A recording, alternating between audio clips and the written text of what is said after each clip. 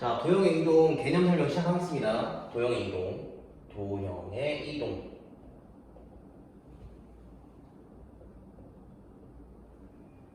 자, 도형의 이동이라는 거는요, 도형을 이동시키는 게 아니라 도형 위에 점이 있을 거 아니야? 그 점들이 모여서 도형을 이루건 직선을 이루건 하는 거니까, 그죠? 그 점을 이동시키는 거예요. 그러면 이 위에 점이 하나가 아닐 거 아니야. 그 이동된 점들의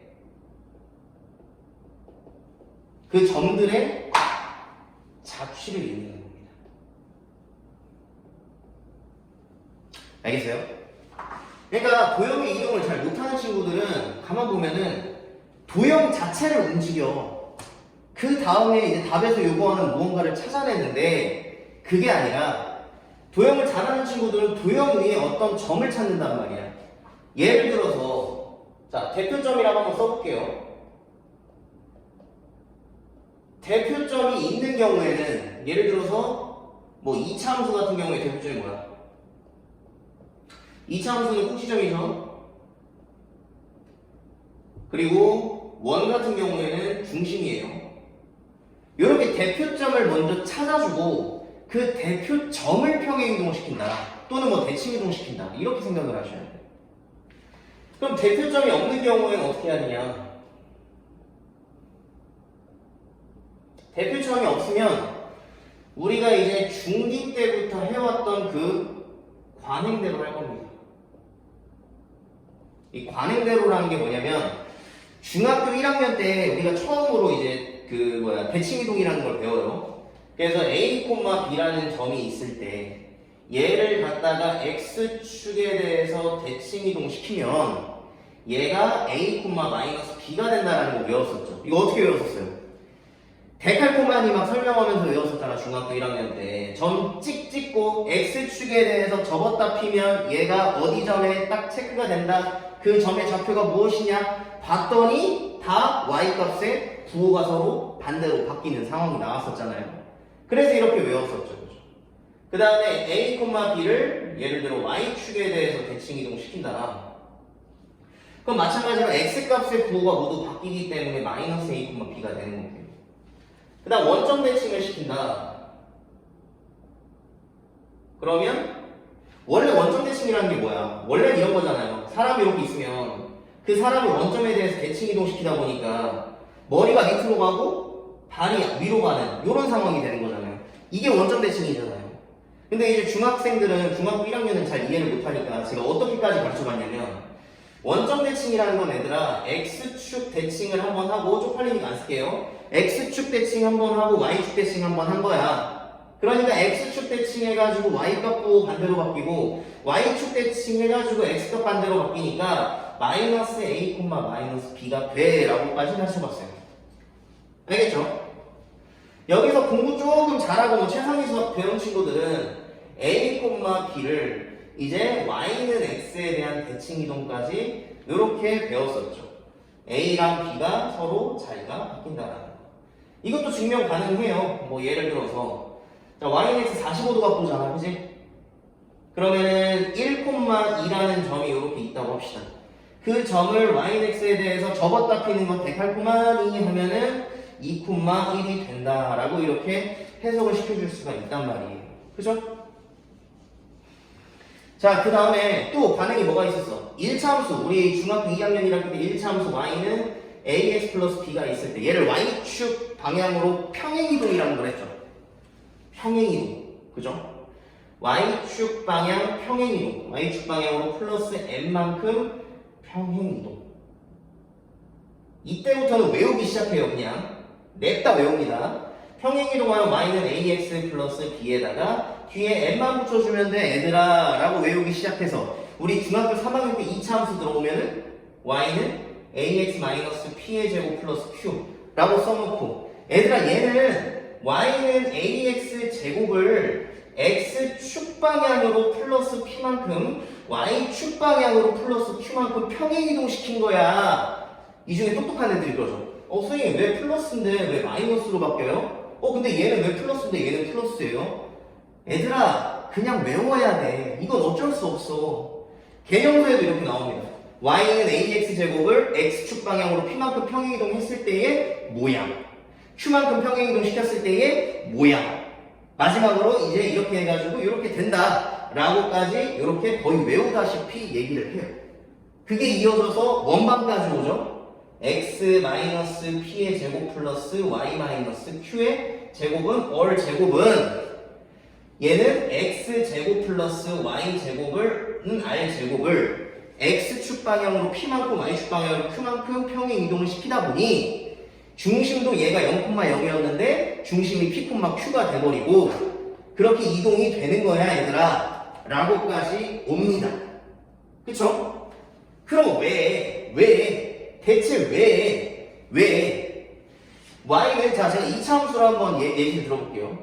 대체 왜 y는 ax제곱을 x축 방향으로 플러스 p만큼 y축 방향으로 플러스 q만큼 평행이동 시키면 얘가 y는 ax-p의 제곱 플러스 q가 되느냐.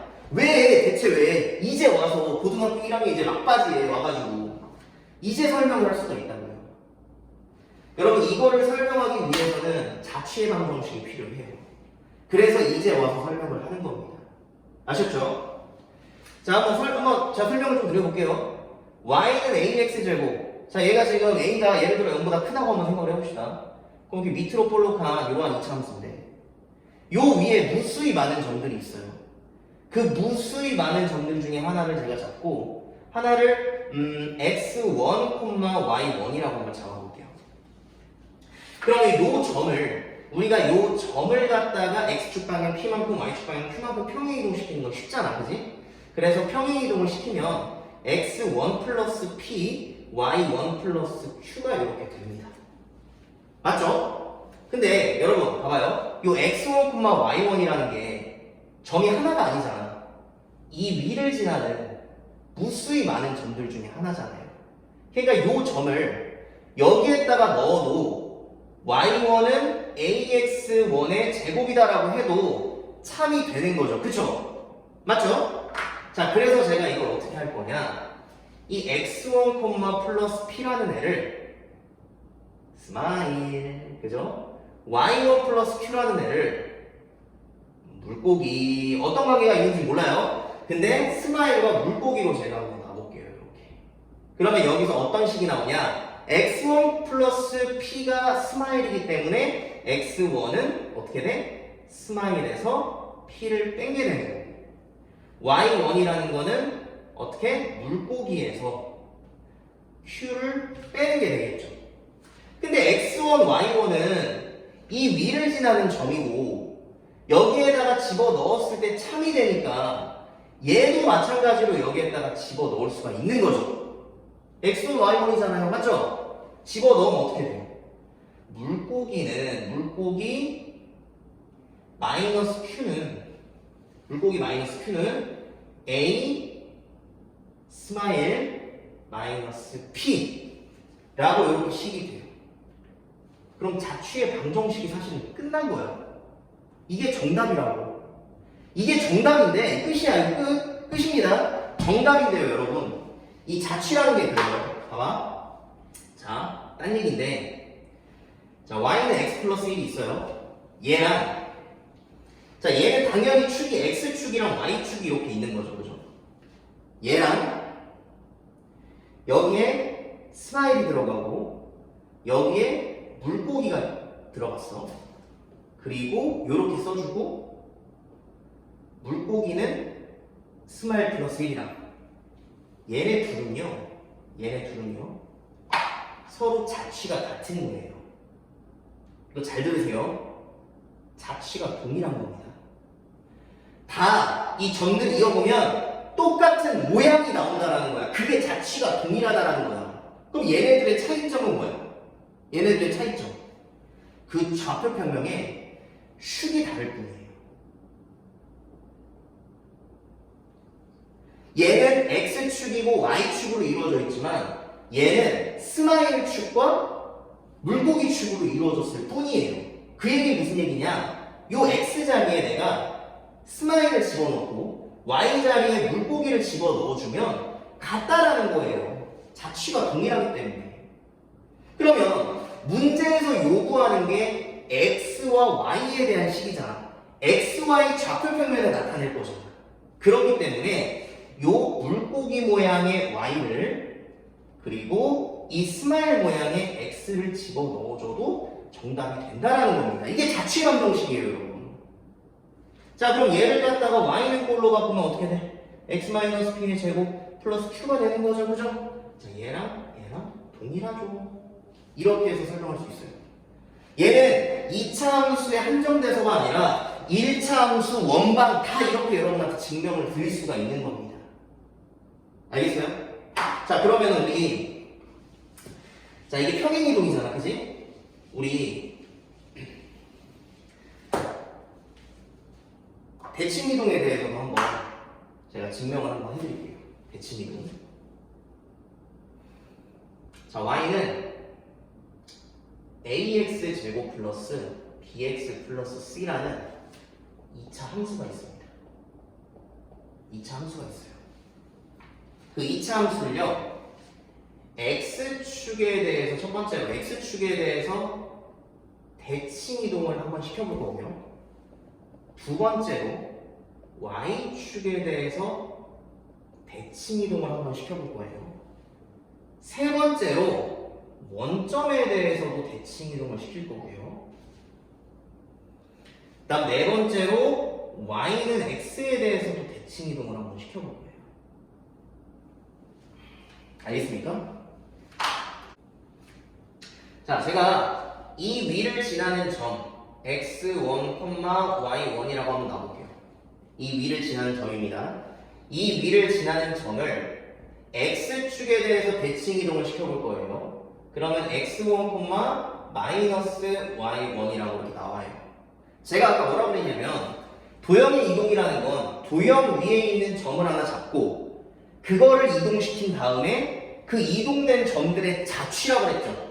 그렇죠? 그래서 이것의 자취인 뭐가 되는 거야? y1, 마이너스 y1은 ax1 제곱 플러스 bx1 플러스 c라고 써줄 수 있고, 그죠? x1, y1이 움직이는 점들의 자취이기 때문에 얘를 어떻게 써줄 수가 있는 거야? 마이너스 y는 ax 제곱 플러스 bx 플러스 c라고 써줄 수 있죠. 그죠? 자, 마지막으로 얘를 y는 꼴로 바꾸면 어떻게 됩니까? y는 꼴로 바꾸면 y는 마이너스 ax 제곱 플러스 마이너스 bx 마이너스 c라고 써줄 수 있어요. 즉 y는 ax 제곱 플러스 bx 플러스 c를 x축에 대해서 대칭 이동시키면 이러한 함수가 나온다라는 겁니다. 알겠어요? 자, 같은 방법으로 자 y축에 대해서 대칭 이동시키면 어떻게 되냐? 자, 이 위를 지나는 점을 제가 x1, y1이라고 잡고요. 그 다음 y축에 대해서 대칭 이동시키면 마이너스 x1, y1이라고 이렇게 나오겠죠.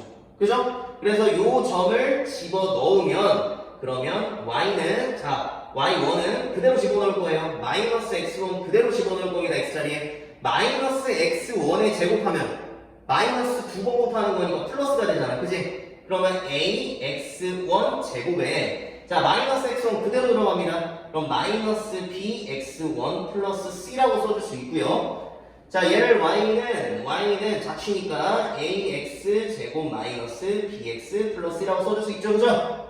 자 그래서 얘를 y축에 대해서 대칭 이동시키면 이러한 함수가 나온다라는 거예요. 알겠어요? 자 원점 대칭 한번 해봅시다. 자 원점 대칭하면 x1, y1 어떻게 돼? 자 마이너스 x1, 마이너스 y1이 되는 거죠. 그죠?